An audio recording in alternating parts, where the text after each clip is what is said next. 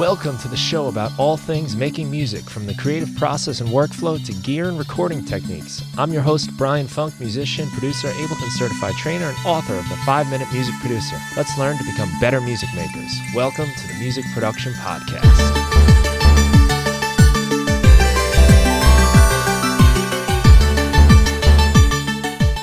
Brad Barr is a guitarist, singer, and songwriter, and along with his brother Andrew, is one half of the Americana folk rock group, the Barr Brothers.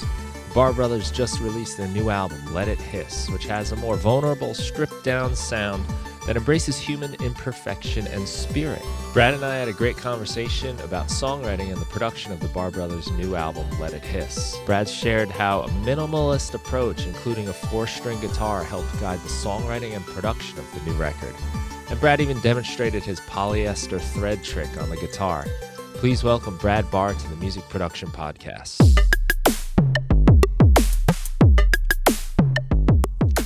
This episode of the Music Production Podcast is sponsored by Baby Audio and their new drum synthesizer called Techno. This is a reimagination of some of the classic drum machines. It allows you to create your own drum sounds from the ground up or use a ton of really cool presets. You get anything from big, huge, massive drums to more subtle things. You have total control, and there's a lot of fun to be had with this. I'll let you hear a different drum kit right now. These are just the built-in presets, and they sound amazing. There's so much you can do with these. Give you a new beat. And one of the things I really love about this device is the humanize feature, so I'm going to turn that up a bit. And this is going to make the timing and the parameters of the synth change all the time. I'm going to turn up the parameters so you can really hear how these drum sounds are just changing, like real drums and like drum machines do sometimes. Let me just take this snare. I've got the humanize cranked up, so every time I play this snare, it sounds a bit different. Turn the humanize down, and you get the consistent drum sound. So you've got these drums that are alive and moving. On top of that, they've got some really nice randomization features. I'm just going to click the random dice, and we've got a completely new drum kit, and it sounds awesome. Listen to that snare. Nice. Really fun sound there. I'll just hit it again for another randomization. And I'm getting new sounds just like that. It's pretty intelligent. Sometimes when you're using drum machines to design sounds, you wish you could have access to those individual sounds. Baby Audio makes this so easy. Techno just allows you to grab any sound and just drag it onto an audio track, and then you've got the sample. And you can use that however you like. Additionally, say you take some of their more tonal sounds. I'm going to crank up the decay on this right here, and maybe I'll add some of the built-in effects like the saturation and the distortion, maybe even a little reverb. There we go.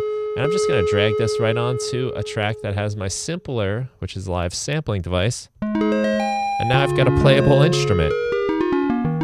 So there's a lot of potential for techno as a sound design engine, but as a drum machine, it's a ton of fun. So I'm pretty excited about it, and really happy to have this as our sponsor today from Baby Audio. You can act now and take advantage of their intro pricing if you're fast. And you can also use the code MPP15 to get another 15% off. So go to their site, babyaud.io. So it's BABYAUD.io. And use the code MPP15 to get another 15% off this really fun drum machine. And there we are. We are live. All right. Brad, welcome aboard. Welcome to the show. Good to have you. Thanks, Brian. Great to be here. Great to meet you. Yeah, you too. The new album from the Barr Brothers. It sounds great. Let It Hiss. I've been listening to it, enjoying it, especially right now in the fall. Leaves have been changing. It's got a real nice, I guess, like kind of Americana, but there's also, I hear a lot of, I think I'm hearing some influences that are right up my alley. Great songwriting, great production, really enjoyable record. Thank you. I bet it sits well on the Long Island Expressway. Yeah. It was made for, I think all our records, they seem to sound best in cars on open stretches of road, in or out of traffic. That's the exact Yeah. drive I've been taking on the Long Island Expressway. As Yeah. you know, some nice leaves changing along the way, and it's not quite in traffic. So, Nice. yeah, a little crack of the windows to let that fall crisp air in. But it's a great soundtrack to that. Yeah, we what really, we focused a lot on, after the songs were done, on really making sure it could play through as an album. That's always Hmm. kind of the fun last step that you get to, or different, sequences. I'm really happy with the way, especially the first like five tunes. I feel like just sort of lead into each other, tell a bit of a story, Hmm. and yeah, I'm very proud of this record. Yeah, taking individual songs and then trying to put them together in an album is always a challenging part, but it's one of my favorite parts too. How do I glue them together? How do I sequence them? I'm wondering how you guys approach that. Um, Well, one thing we started doing back around, I guess Sleeping Operator, was we'd put a little playlist together, and then we'd try and watch a movie with the songs playing. Um, Hmm. and that's always a good one because you could tell immediately when, even if you don't know what the movie is, we would pick. I mean, even if you aren't listening to the audio from the movie, there's always a narrative, the songs, our brains will connect them with something visual. So that is a technique we'd use. I don't know if you call it a technique, just a little sort of trick to get into a sequence. And yeah, you can always tell when that song comes along that's like, nope, that guy just threw me Eh. out, took me out of it. Um, we always knew this record was going to start with Take It From Me. That was somehow just a given for us. But then how it followed, we was really uh yeah, kind of trial and error. And yeah, we played it. We watched, I think, Microcosmos. We watched some skate videos, some surfing videos. I watched with the Grand Budapest Hotel, that Wes Anderson movie. Hmm. Um, yeah, just kind of, and we ended up with a pretty a sequence that I never could have guessed when we started making the record. That's another thing, is you kind of have to be willing. We have to be willing to let go of things, even in the sequencing process. Songs that I was sure were going to be on the record, songs that I'd felt we had nurtured in this wonderful way that had really become something at the very end, were a couple of them were left off. Hmm. I guess that's kind of how it's always been. Things that I thought were for sure were like centerpieces of the record, at the end, served a purpose, but for the final product would prove to not be part of that equation. That's a really cool approach. It makes me think of Pink Floyd and Dark Side of the Moon and The Wizard of Oz. Um, Oh yeah. that folklore Yeah. around that, which they've always insisted no. And I think, yeah, that's probably what I think too, is that it's just a magical thing. It's a great album, well sequenced to a movie that has a lot of cool moments and changes and scenes that Did try just that. That'd go be a together. fun way to introduce that record to my son, at Hmm. least. Uh, and Yeah. to just try the experiment myself. I've never done it. But yeah, I have tried watching The Wall while, or listening to The Wall while watching Driving Miss Daisy, though, and that, you'll be amazed at how that syncs up. Really? I've Mm. never heard that one. That's funny. Oh yeah, yeah. I thought that was common knowledge. Okay. No, well, it might be. I'd never heard it though. Could you imagine, right? Well, that wouldn't Right. even work because the movie's well after the record. Yes, right. I think that one's just some happy accident. They made the movie to the wall, maybe this Yes, time. that's what they did. Yeah, it is interesting how things affect each other when they follow or when they precede something else. I think that was a great choice with your record because it does start very small and you slowly introduce the listener to kind of the worlds of sounds. And there was a moment, I think it's like a very distorted electric guitar kind of just stabs in, almost like Mm. with the snare drum, maybe. And Th- it That kind of was bites you, but then cuts out. yeah, that was a call made by our friend Sam Cohen, who works out of his own home studio called Slow Fawn. We brought "Take It From Me" to Sam, and it was mostly done. But just a side note, another thing we like to do is to work in our studio and then bring these things to other people, Mm, to sort of get some ideas going. It also sort of somehow validates it that it's no longer a demo, that it's like, okay, this can live in another space and work with another engineer and producer. Sam Cohen was the person responsible for those jabs, and I'm mm, so grateful to him for that. I hope I hope he gets all the props he deserves. And he was the first one we brought these songs to. He was very encouraging, and he also being. I think we come from a really similar place. Um, but he was the one who made that call for that. He's like, "What about just some direct guitar? Turn the gas up." I think we went into it, one of his Neve strips, and just mm. Sounded cranked the like a gain. channel strip distortion. That's what it Yeah, was. Yeah, that's it's such a cool. such a good call, and I've had a lot of people point that moment out. Well, a lot. I've had a handful, enough to know that Sam made a really good call Mm, at that point. Anyone out there looking for a producer or an engineer should think about Sam. He's in the upstate New York area. Really wonderful guy. mm. Yeah, I Yeah. think it does a nice job in letting you know, like, there's all this stuff coming because there's a whole kinds of sound palette throughout the record. And Mm. you sort of start with pretty light with the acoustic guitar, and Mm. then here's a little bit, here's a little, and it's like almost like the storm is coming on the horizon of all these sounds. The guitar that starts with is a four-string Mexican guitar called a requinto. Hmm. Um, it's a single piece of wood. The neck is like a neck through body.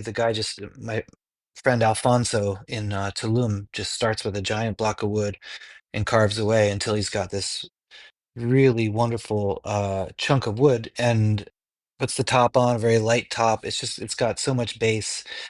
Just four strings, and a lot of this record was written on that guitar.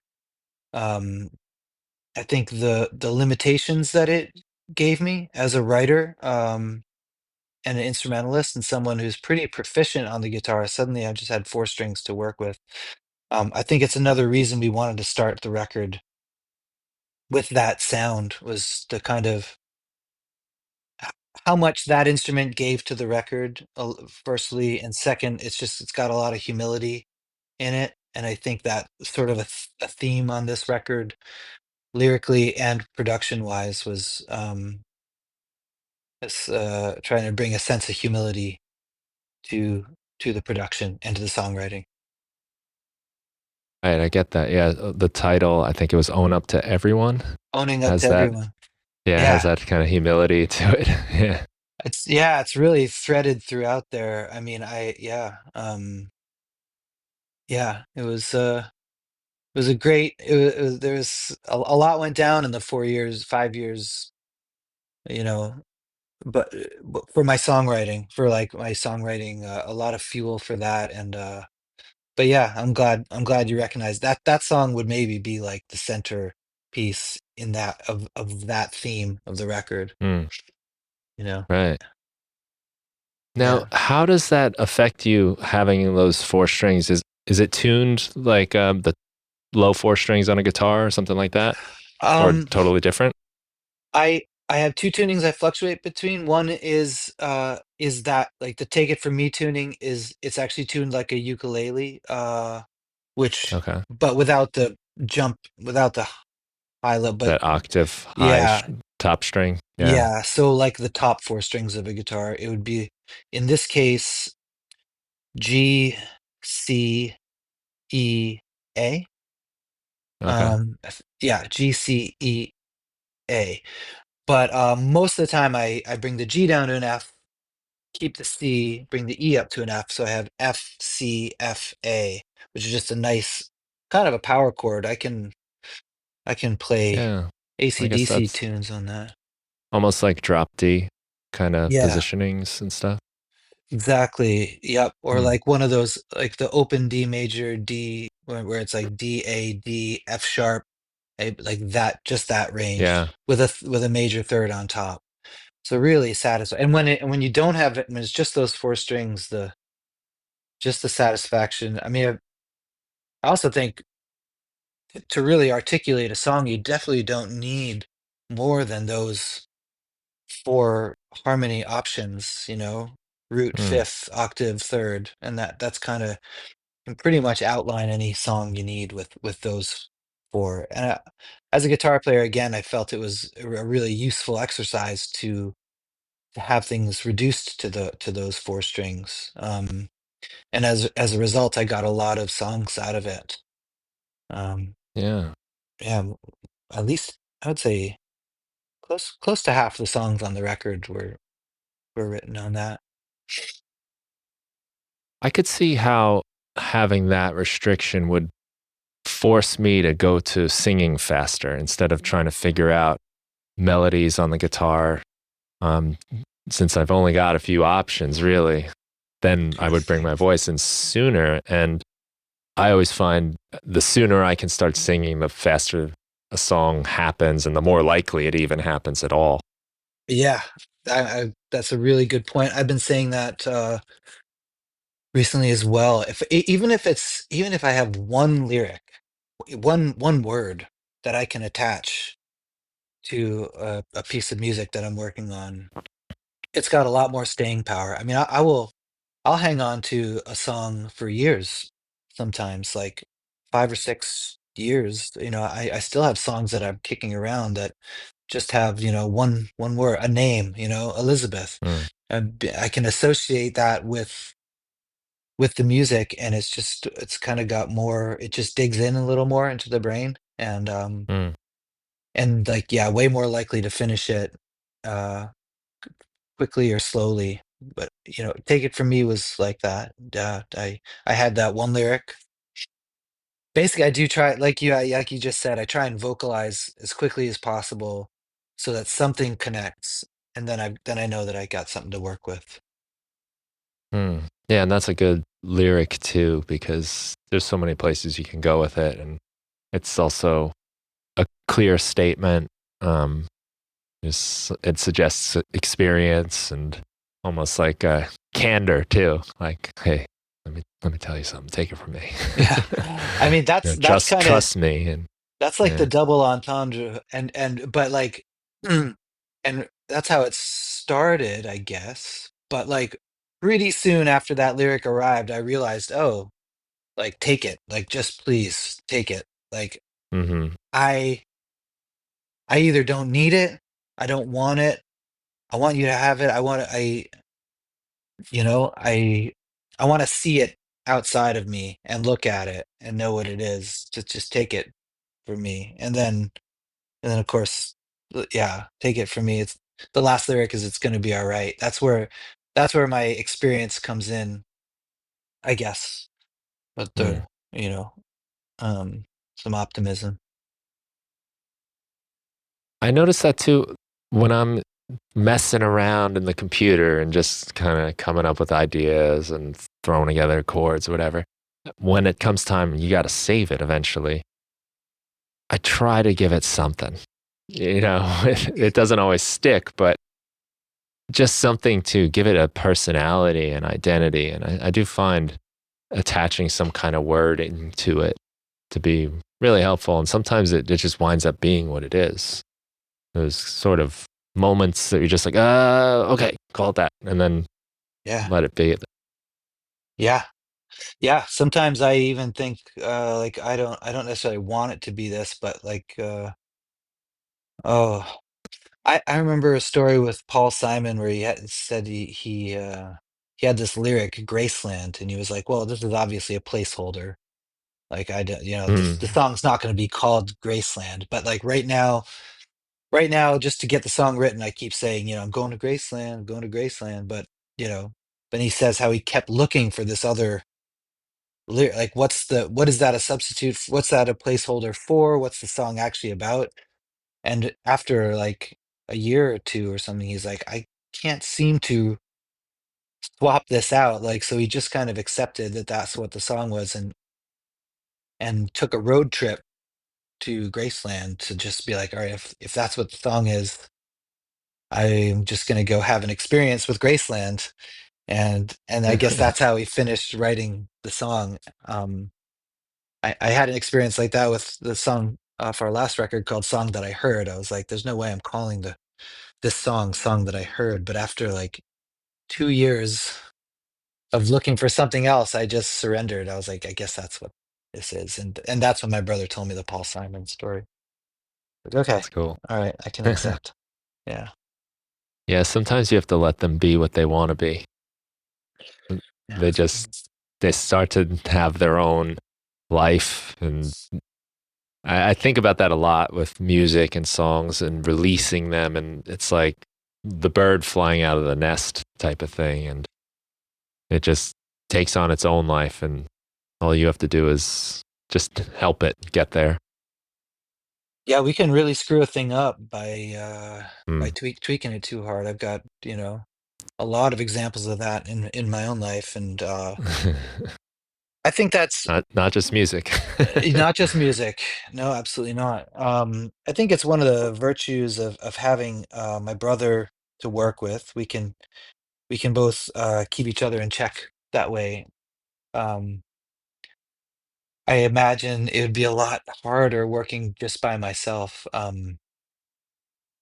wanting to tweak it and tweak it. And that's not to say we don't tweak it. In fact, you know, um, Andrew usually wants to push it further. I'm usually the first one to say, well, it's in the ballpark, probably good enough. And Andrew's usually the one to keep messing with it and eventually get it right. That's if we ever come to like, you know, blows, or at least come to any disagreement, it's usually over that. Me being like, "Are you kidding me?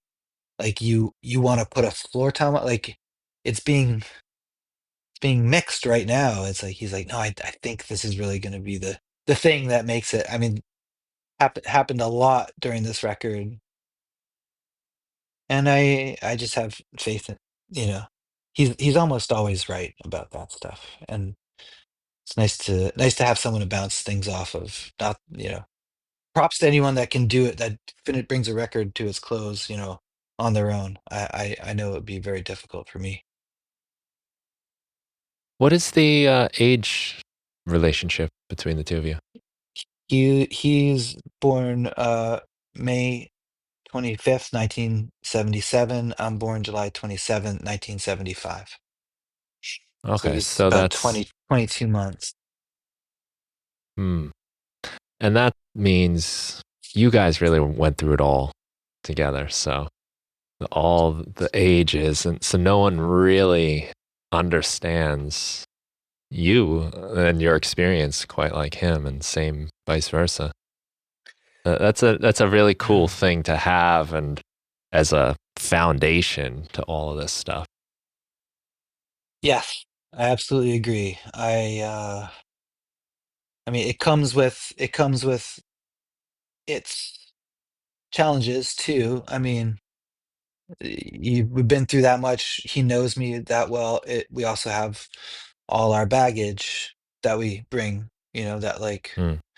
um, that is what, it's something that we're constantly, if as long as he and I are both kind of trying to evolve personally, we can kind of overcome the downside to that baggage. I think any siblings can probably agree. It's like I can have really open, wonderful conversations with strangers, and it's very sometimes not even as open with my brother, although we're working on that now. Like, like, you know, we, we don't go to therapy or anything, but we probably would benefit from some kind of group therapy together, having been through what we have been through. Yeah, But one of the wonderful things is you don't we don't hold grudges. Things don't last. We can disagree quickly, disagree intensely, but it's dealt with swiftly, and we're moving on quickly. Like I know with other people that don't have so much experience together, it can fester or something. Nothing really festers with Andrew. We just we deal with it. Um, and absolutely rely on each other in the studio, I think. Like we've through some kind of grace, we've like both arrived with these different skill sets and different instincts and different yeah, kind of impulses and strength in the studio. So right now it works pretty well. It's great when that happens, when you have those complementary things, and also to have that kind of deep history. Some of the people I play music with have been playing with forever, and after a while, I've started to realize the goal is to keep playing music together, not to make my part work. And I have to play this guitar part because this is the point. It's no, we want to keep this going. So all these little details, while they're important, they're not the point. They're the trees in the forest type of thing. Mm. Yeah, I think that was part of that humility lesson that we just keep learning again and Mm. again, which is you said it pretty well there. Not necessarily about my this one part I'm bringing. It's the like, how does everybody feel? Does everyone feel heard? Does everyone do we still have the same goal for this song or this record or this Mm. performance? And at least that much is pretty much always can always agree on that. Um, yeah, and even songwriting too. Andrew's a good. I mean, yeah, he's a great person to have around to bounce song ideas off of and to give me a good feedback on lyrics or song structure. Um, yeah, I'm very lucky to have a partnership with someone I'm that close to. Mm. And I'm so curious about all the blinking lights behind you and what all that Yeah. gear is. I don't want to change the subject, but what's that little box right there with the down This one? below? Yeah, yeah, what's that? Okay, you picked a good one. That's the Chroma console. It's by a company called Hologram. Yes, okay, that's what I It, thought. yeah, you know it? I know that pedal, the Yeah. infinite jets pedal or infinite jets, I think it's It's called. called Chroma console. But I think they make a pedal Oh, maybe they hologram, make like one too. one Okay. called Infinite Jets, but I just kind of recognized the design, which is why I thought Hmm. maybe it was related to that. So what does the Chroma console do? It's a multi-effect. So there's four different effects on it. There's like a distortion, like reverb, then kind of a modulation one that's like chorus, phaser, Yeah. and finally it's what's the last one called? Texture. And that has like kind of a cassette tape sound, a compressor, and you can rearrange them in different ways. It's great for kind of like a vintage lo-fi thing. That's what I like it a lot Hmm. for. Do A you lot do of it on, color. you put it on anything? Do you use it as Yeah, like I have it outdoor wired gear? in.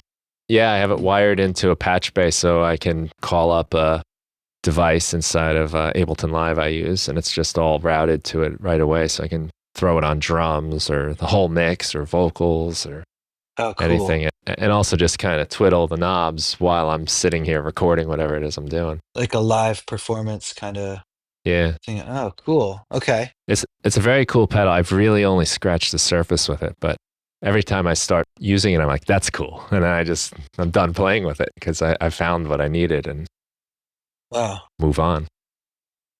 Yeah, I'm interested in that company. My friend brought over that Infinite Jets pedal, hologram Infinite Jets, and I spent an afternoon with it and recorded like I don't know, like an hour of just soundscape stuff. Nice. So okay, nice one.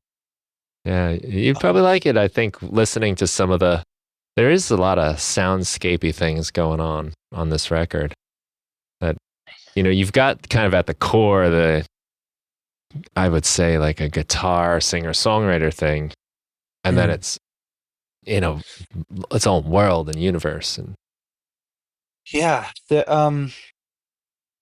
there were a couple things we wanted to make sure happened. We wanted to make sure that the drums stayed pretty dry. mhm, Andrew I love and that. yeah, Andrew and I both had a sort of vision for the drums that were, I don't know,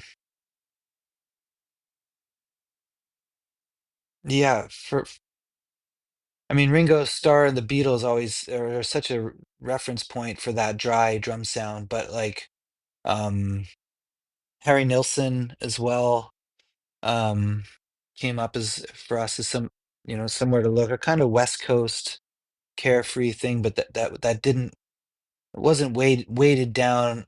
Like we weren't really, we're kind of aware that we're not trying to like over impress with the sonic field. We wanted it to stay intimate, um and let all the sounds be very distinct. I think as much as I'm proud of our last records, they do have this characteristic where sometimes it's just hard to tell.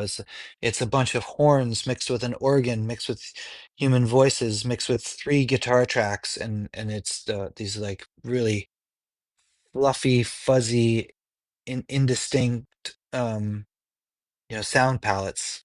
This one we really wanted it to be very clear to what you were hearing, but still interesting. Still something that caught your ear, but somehow distinguishable from the other sounds. And um, I think we came pretty close to that. Our tape machine was really useful for that. Kind of similar to your hologram pedal, we would just keep the tape machine always always sort of warmed up and ready to go, and we'd run stuff through the tape machine. It was a 1/4 inch TIAC machine.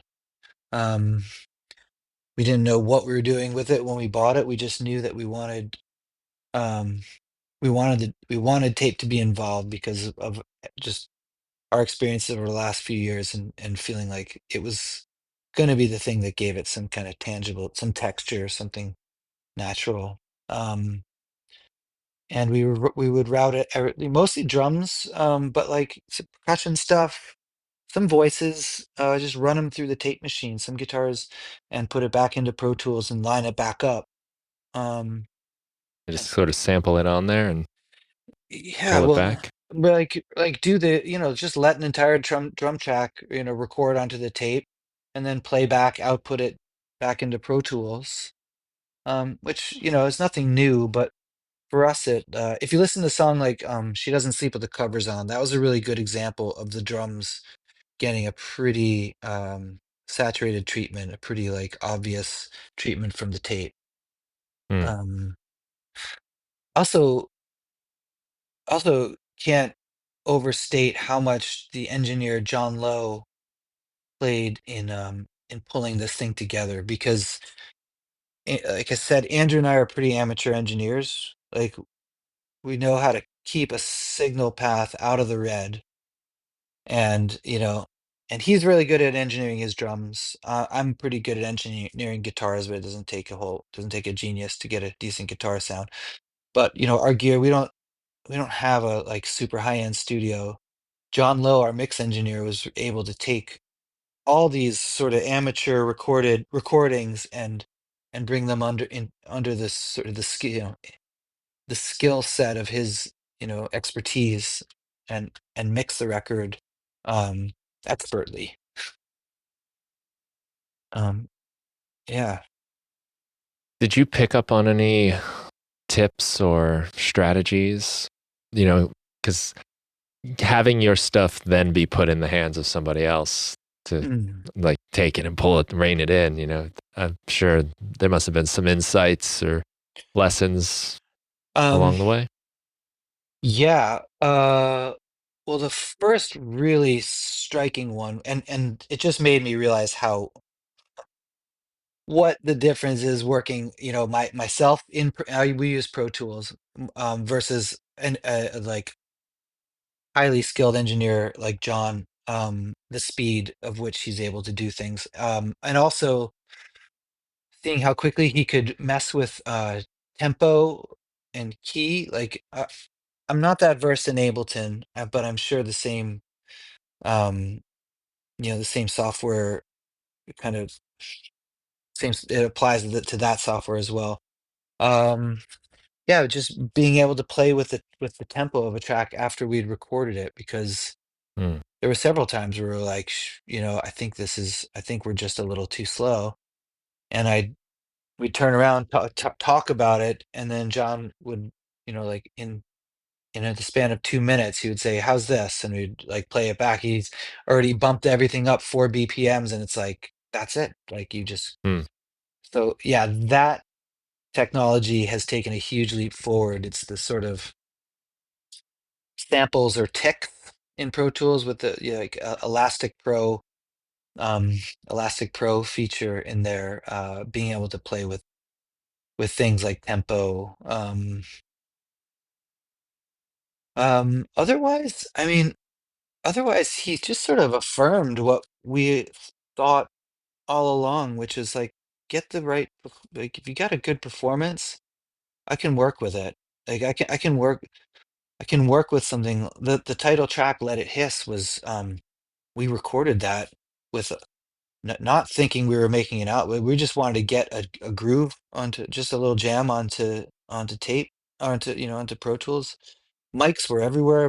My loop was running out of my amp, going into the room with the drum mics. My vocals, scratch vocals, were coming out of a PA, bleeding into everything. It was like a mess of a thing, but it had this vibe. Andrew had just gotten back from playing with Broken Social Scene, and he was like, where they made him hit as hard as he possibly could, and everything was ramped up, and he just hit the drums on that take like in a different kind of way, and the take felt somehow and all the mess, all the bleed from everything. I was like, we tried to recreate it in the studio with in a couple different studios, in our studio and Sam's studio, and to no fault of the engineers, it was just like we fell in love. We realized, yeah, we'd fallen in love with the way this thing sounded from this sort of spastic mic uh pattern. And so again, if I learned anything, it was like, a good engineer, probably with few exceptions, can take a something that's recorded. If there's a vibe on that, they can take it and make it work. Yeah, that's the magic, I guess. Sometimes things just come together. And probably the way things were bleeding and the way microphones were scattered across the room was just the kind of magic thing for that song that day. Yeah. That if we had been like more experienced engineers, we maybe we'd get it. Maybe we would have gotten lucky, but I think it was just that, the spirit. We were feeling the spirit. We were feeling the song. I ended up being able to get my scratch vocals out of all the other mics, but if you listen to that track, you can definitely hear scratch vocal all over all over it. Like Mm. yeah, we were kind of able to dial them back, but that was another part of the kind of let it hiss ethos, was Mm. like, let's just not. Let it hiss. Yeah, if we're feeling good about the performance, just let it hit, let the hiss in. Like the guitar tone that comes in on that, just like I stepped on this pedal. It's just, and it was, I thought maybe this is a problem, but we just, yeah, we just went with it. And I realized that that's what I love about other people's recordings, when Hmm. when it's that there's that much confidence in the take, that those things don't matter. Mm. Yeah, Mm. I'm with you on that. I mean, sometimes you just can't capture those spirits. Sometimes it's the day the thing's written or the first time you hear it as a band or whatever. There's something that happens it's real and it's not a fader that you can control. It's Yeah. just something in the room that gets picked up. And I, I guess maybe because we've had the chance now for a couple decades to quantize and auto tune and correct everything into what we think it was supposed to be. to realize that that wasn't what we were going for all along. Like we were Right. going for a feeling, and sure, sometimes that stuff helps you get there, but sometimes it just happens, and there's not a great explanation for why other than some kind of chemistry happening at that time. Mm. Yeah. I mean, if anything, if I've learned anything, it's being able to identify that thing quicker. Mm, Um, and and usually, like you said, a lot of times it does have to do with the early discovery of it when it's still kind of unfamiliar.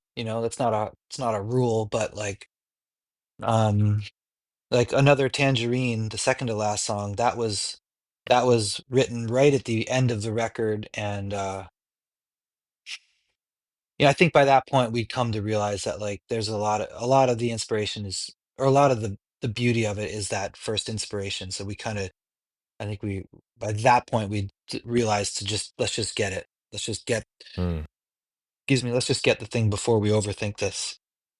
Um yeah, that's a great song too. Thanks. Yeah, Thanks. nice little gem at the end there. That's our friend Pietro Amato, who works at a studio here in Montreal called Sky Barn. He engineered that one. It was Andrew and I was playing a nylon string classical guitar in the same room as the drums, but doing the vocals at the same time. He just had us, in a very small room, like not much bigger than my living room here. And Pietro works a lot with Richard Reed Perry from Arcade Fire, a lot of soundtrack stuff. Mm, He became really essential at the end of the record when we were like, okay, now how do we bring our really messy sessions to a professional engineer like John Lowe?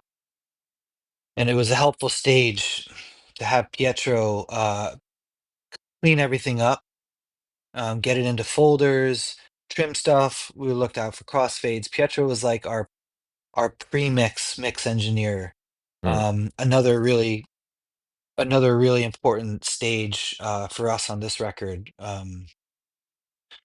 It allowed us to be kind of messy and sloppy, and I let our sessions just kind of, without, being too concerned about that, and then bring it to Pietro, and poor Pietro has to clean up these messy sessions. But luckily, he seems to really like that, the kind of Mhm.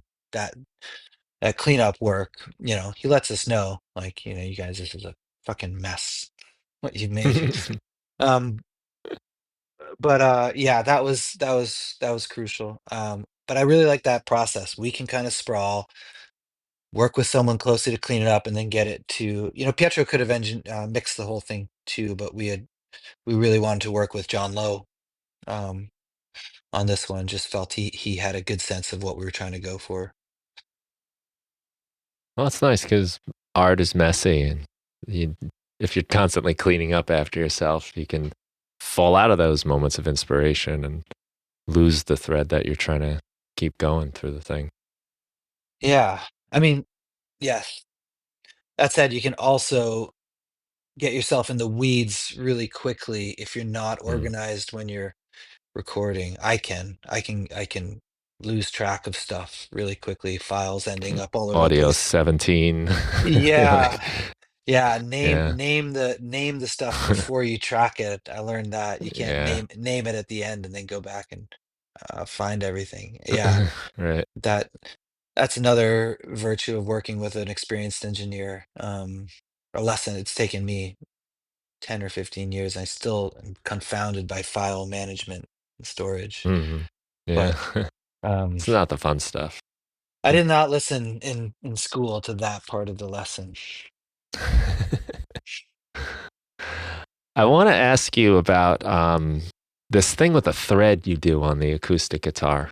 Oh yeah. And you have a couple videos sort of demonstrating it, but I'm not sure I fully grasped what's happening. You But should it check makes the a one really I cool sound. should check the one I just posted like an hour ago. It's the first like as clear sort of first clear demonstration of the actual process of it. But yeah, it's a cool technique that I learned from this Romani violin player Nicolae Niaxiu from Romania. In the movie Lacho Drum, you can see him take a horsehair from his bow, and you don't see him do the tying, but it was clear to me that he's tied his horsehair onto his violin string. And because of the nature of horsehair and why it works well as a bow, when he slides his fingers down it, the texture of the horsehair, and the friction between his fingers causes a vibration. So it's like it's sliding down. It's not pulling this way. Um, it's sliding down the horsehair, and the friction that happens, vibration transfers onto the violin string. So I saw this and had my sort of mind blown. This is about 20 years ago, and I took me a few tries, but I found polyester thread works really well. And I snapped off an arm's length of polyester thread, tied a tight double knot onto the guitar string about an inch in front of the bridge, um, and pretty soon was able to get a sound going. And yeah, it mystifies people to see it, and you get all kinds of crazy theories about what is happening up there. But when you see it up close, what is actually happening? It's kind of a magic trick. It's like when someone makes something disappear, and it's like, oh, it's just that. It's there. Oh, Yeah. it just. Oh, yeah, of course, it's just that. Um, so I've been kind of transparent lately about what it is. I think for a little while I thought it was a magic trick that I had to Secret technique. hang on to, but I learned it from watching someone, and it's kind of cool now to have so much interest in that. Um, I even recorded an improvisation with it of a little song, and enough people chimed in who liked the sound of that, that technique and the melody that I was playing, that I went and recorded the song on a day off in London last week, or like a week and a half ago, and now it will come out uh as a solo Brad Barr solo song in like a week or two. Um, but I highly encourage you to try. And on electric guitar, it's almost more effective because it takes a little less tension and less effort to make it work. Mm. Works as a great substitute for like a string section, because it is a bowing sound. So if you don't want to use canned MIDI strings, but you can't afford a violin or a string quartet on your record, it's a really nice way to effectively make a string section. Um, yeah, it can also sound like brass too. I run it through all kinds of effects. Um, yeah, highly recommend it as a studio trick, or a studio technique. It's got a ghostly kind of thing going on, and Would it help if I did the demonstration for like your listeners? oh yeah, that'd Yeah? be great. All right, let Yeah. me get the Y- guitar. Hang on. Awesome. Thanks. Yeah. So yeah, it's just polyester thread. Take an arm's length of it. It's hard to see on camera, but I have, yeah, about 1 meter of sewing thread here. Hmm. And tie it onto G string or D string. I like those strings. They're the kind of where I find have the best range, like melodic range. So there's once, twice. Helps if the polyester is like kind of texturized too. So now it's tied on there. You probably can't see that too well. Yeah, a little bit. Yeah. Hmm. And then, yeah. Okay. Yep. So there we go. So now it's just sliding down. Um, Are you pulling that knot further away from the no, bridge, or is it staying no, in the the same knot is place? fixed. The knot is fixed, Okay. and that's important to point is that it's a very concentrated area right there. So that little knot, because it's a tight knot and not moving, the friction that happens in my fingernails. And this thread is, like I Oh, said, it's polyester. It's stretchy and texturized, so the knot stays fixed. It's this you can hear even if I don't make a sound. okay. So you're really making the noise with the finger that's pulling Yes, along the string. exactly. Ah, that's pretty cool.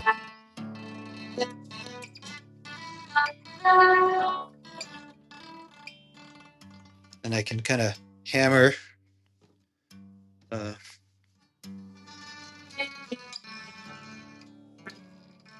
you can tie it onto the D. Tie it on two strings and grab both of them. It just hangs down when I'm not playing, so Hmm. Doesn't it really interfere. doesn't interfere at all. So cool. Yeah, I have the Nikolai Nyaksu from the group Tariff de Heydukes to thank for that technique, and you can see him do it in this movie called Lacho Drome by Tony Gatliff. That just follows the path of like Romani music through basically from India, Pakistan into Eastern Europe into France and Spain.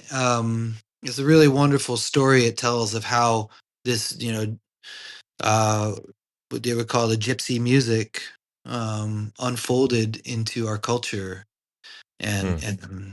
through that, through those different regions. It's a really really cool documentary, and that scene in particular stands out. Hmm. Oh, what a fun thing to play around with. Yeah. Opens doors for. And we're hearing that on the record, right? I feel like I It's recognize some kind of interesting sounds like that somewhere. it would be um I'm sure I used it somewhere. I'm Hmm. sure it's on there. If you listen to my solo record, it's under my own name, Brad Barr, the record called The Winter Mission. Um my first solo record was called The Fall Apartment. This one's called The Winter Mission, and it's there's several places where I use the string sound like exclusively. Like that's basically the song's built around that. Um Hmm. it's a solo instrumental guitar record, electric and acoustic. Some of the songs have a lot of are like, you know, big, heavy, distorted feedback songs. But it's always just one track of guitar. It was no overdubs. That was Okay, my cool. that's what I set out to do, was to make a strictly one person, one take. I did some editing and stuff, but that was the sort of ethos of that record. Was I always wanted to be able to be performed by one person. Hmm. I like that. Mm. Especially this day and age, we got technology and AI and what's real anymore. It's nice to have stuff like that. This is one person, one thing, and real stuff, I guess. I hope there's still an appreciation. I mean, I from what I've seen, there's still maybe more than ever an appreciation and a need for it. Um, and I hope that increases. That that it's just more offset, that the as the AI becomes more ubiquitous and proliferated, that people respond with the most human things we can do. And I think I believe in the human spirit, that it is gonna know that, just to keep things in balance, step up. I'm optimistic that way. Yeah, it's happening to me. I love following the technology and using it and whatnot, but yeah, I'm also really coming to appreciate even just my acoustic guitar, how Mm. magical a thing it is that I don't charge it, I don't have to plug it in or turn it on or nothing. It's like what all the technology is trying to become, and it's already that. What kind Sometimes of it just acoustic?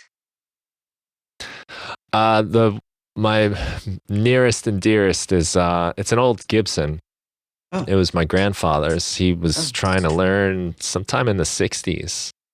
And the problem he ran into was it was too small. So it's almost like a parlor sized guitar. It's a very small guitar. is it nearby? Smaller neck than Is it like in it. arm's reach, sir? It's not an arm's reach. I have it in a Oh, case. I oh, don't could worry grab about it it. for you. Send me a picture of it. I'm Yeah, curious. That sure. that's okay. Because you So have a is it? nice It's old Gibson I've seen turn up a bunch as well. yeah. That's a 51 J45. But I'm very interested in those small bodied Gibsons. They're like the LGOs, or even I mean, like if it's like a nearly a parlor size guitar, that's really fast. Those that's what I'm looking for these days is a very deep small body, um slotted headstock. Yeah, I'm kind of on the hunt. Hmm. It's like the holy grail for me. It's a very plunky guitar, I would say. Like it doesn't have a very long sustain. Hmm. Um, it's I'm even small more sounding, sold. but I Yeah. love it. It's yeah yeah it's what I learned on, and it's a smaller scale neck. It's smaller neck than electric guitars I have. You Okay. know, Oh man. but Well, I'm curious. I'm yeah, curious. it's Just send me a picture. I'll try to run the thread trick on it. Yeah. Yeah. It You know might what be that's like. easier to try it on an electric first. You might Yeah, have get more. the hang of it. You got to get the right Mm, thread. It all starts yeah. here. All right. I Good even made excuse. a pitch to some of my to like to Instagram. I asked people to send me your videos of you doing it in D major, and I have this idea of I'd like to like assemble a sort of organic grid, Mm. if you will, of like of people doing it all together, kind of a string pulling army, Hmm. you know. Yeah. Yeah, that's a Yeah. great idea. So I've gotten some submissions too. I think about 5 or 6 people have sent me themselves doing the string. I specified D major so they could all be Mm, played together. So if you get around to it, right. send me one or anyone listening. Yeah. Yeah, yeah. Anyone listening, send one in. Yeah, That'd be a cool project. DM me on Instagram. It'd be appreciated. Yeah. I'll make sure I get that and all that stuff in the show notes and Nice. the records and all everything. More than you I know bargained we're for. probably getting near the end of the time here, right? So Yeah, I should probably go. I've got to. I don't want to keep you, get you in any trouble. No, it's But fine.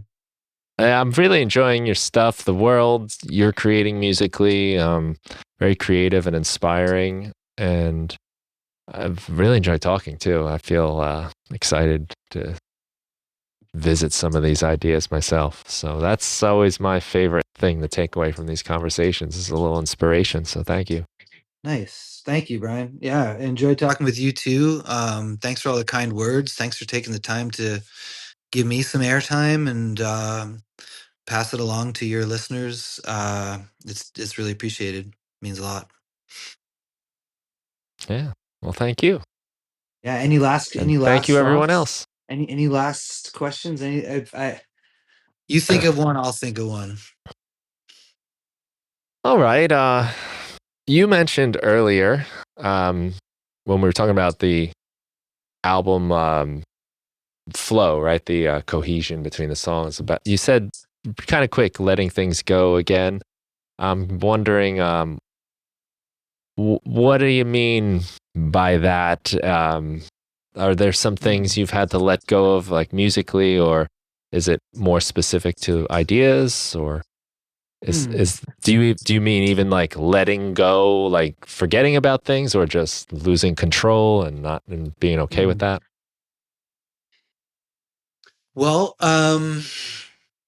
geez, when I was referencing the sequence, I guess I meant like we can get all kinds of ideas fixated on ideas about how this is supposed to go. Actually, there's a lyric in the song Another Tangerine that says pretty much that. The lyric is the harder that I try to hold onto what I've been, what I've seen, and what I know, and the way I think it's supposed to go, the harder it gets just to see it shine.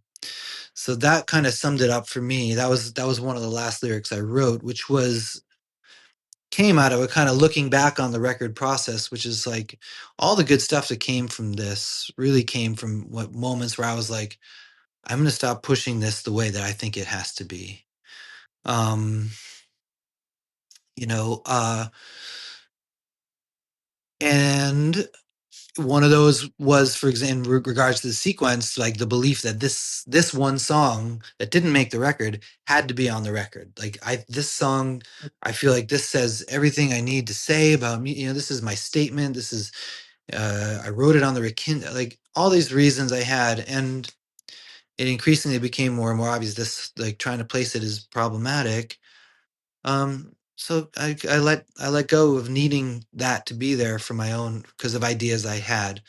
Um, a big thing I let go of making this record also was um, alcohol and drugs. It took me a while of trying, but like I did get sober a year and a half ago, almost a year and a half ago. Mm. Um, which was another big letting go for me, like letting go of that dependence, um, that being the solution to the discomfort of being Brad and like what all the anxiety and fears that I have, like not realizing how much I just went to that as like this is how I'm gonna not feel uncomfortable and actually, but when I realized that it was actually just making my life harder and making it harder to really be myself. It was like it's time to let this go. Take It From Me was kind of written with that in mind. Like, please just take this thing. And it's harder than I thought. But yeah, I guess there's a lot of letting go. But that was a big one for me. And it was amazing how quickly the Mm. record came together. Hey, congratulations. Thank you. Thank you. Yeah, Mm. I've been a year and a half ago it was one of my worst fears to think that I would have to like tell people that of like addiction, my own addiction and alcoholism and like accept it and talk about it. Now it's like, oh man, it's liberating to in a way that I never thought it would be. And Mm.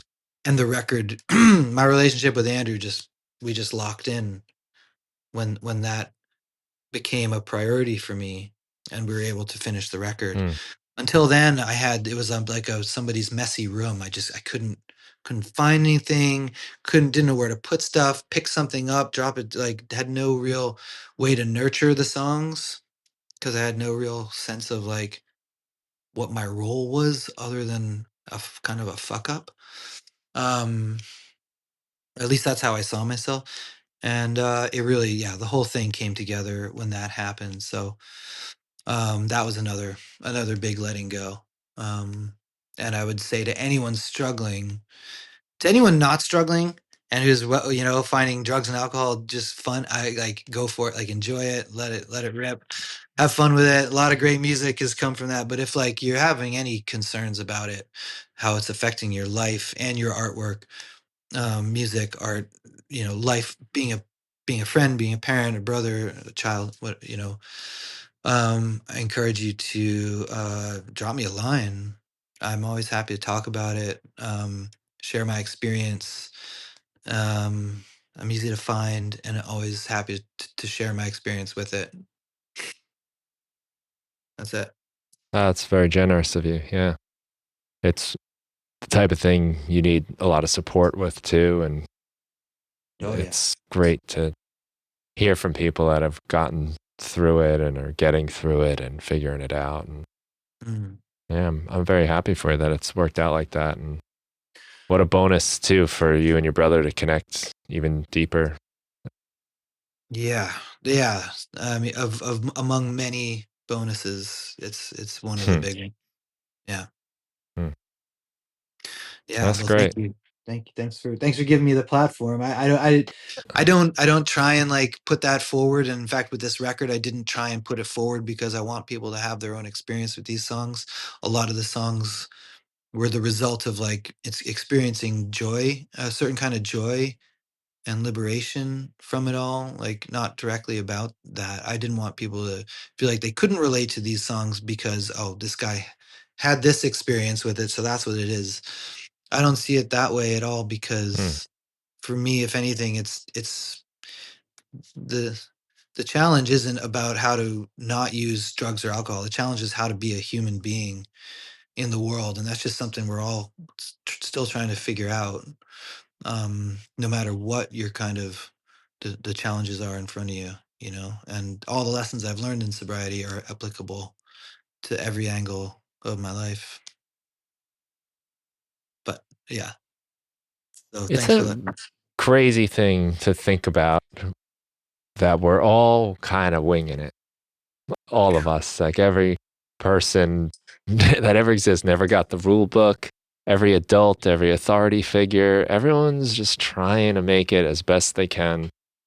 Um, and it sometimes that's really scary, but it is also a little comforting too, because I know I don't know what's going on. I'm just trying to do what I can to get through. And I read recently in a book that I read by a guy named Emmett Fox. He said, uh, being alive, being human in the world, it's like learning the violin in public. It's like learning how to mm, play the violin without knowing how to play the violin like off all out stage. in public. Yeah. Yeah, right. So yeah, That's a we're funny gonna way to put we're it. gonna we're gonna screw it up. We're gonna screw it Mm. up. Um, let's lean into it. A good choice with the violin too, because that is a hard instrument to get any kind of decent tone out of in the beginning. And Much easier. at Just least tie the a piano, string. you press the. It's like learning to play a string on a guitar in public. Yeah. Cool, man. Well, thank you, Brian. Thanks for the chat. Really good to meet you and talk with you. Yeah, you too. Thanks. And yeah, to anyone more interested to find out more, it'll be all in the show notes. You can find everything. But Barr Brothers' new album, Let It Hiss, it's available everywhere. So check it out. It's a great listen. Nice. Thanks.